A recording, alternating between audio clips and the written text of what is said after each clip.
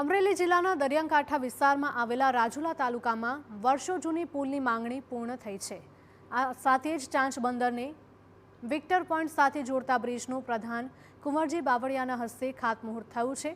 80 કરોડ કરતાં વધુ રકમના ખર્ચે તૈયાર થઈ રહેલા બ્રિજથી ચાંચ બંદર અને ખેરા સહિતની ગામડાઓની વર્ષો જૂની સમસ્યા ઉકેલાશે। ચાંચ બંદર ગામ મોટાભાગે શ્રમિક પરિવારો રહે છે। અહીં સૌથી મોટી સમસ્યા રસ્તાની હતી। પુલ ન હોવાથી લોકોને દરિયાઈ માર્ગે બોટથી જવું પડતું હતું। ગ્રામજનોને રાજુલા જવા માટે પણ 40 કિલોમીટરનું અંતર કાપવું પડતું હતું, પરંતુ હવે પુલના નિર્માણ થવાથી દૈનિક અવરજવર કરતા શ્રમિક પરિવારોને ફાયદો મળશે। આ પુલ થતાં અમે આજુબાજુ ગામડામાં માણસો મજૂરી કરવા જાય ને, આ છોકરા ભણવા જાય, ઓલા મજૂરી કરવા જાય, સાંજે છોકરા ભણીને ઘેર આવે અને નાથી માણસો મજૂરી કરીને ઘેર આવે, એટલે છોકરા બાળકો સાથે રહીએ। આપ જુઓ છો એમ આજે આ ગામના લોકોમાં જે રાજુપો છે, કેમ કે ખાસ કરીને આ ગામના લોકો સંપૂર્ણપણે મજૂરિયાત વર્ગના લોકો છે।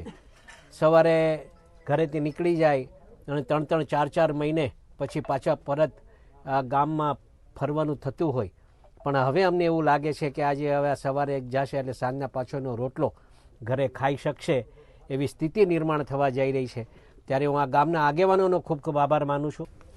આ વિસ્તારના સન્માનની ધારાસભ્ય હીરાભાઈ અને અમે સાથે મળીને માનનીય મુખ્યમંત્રી સાહેબને આ બાબતે ધ્યાન દોરતા એમણે ખાસ કિસ્સામાં આ બ્રિજ મંજૂર કર્યો છે, જેની લંબાઈ 550 મીટર જેટલી છે અને એમાં લગભગ 22 ગાળા સાથે એની કુલ લંબાઈ 2.1 કિલોમીટર।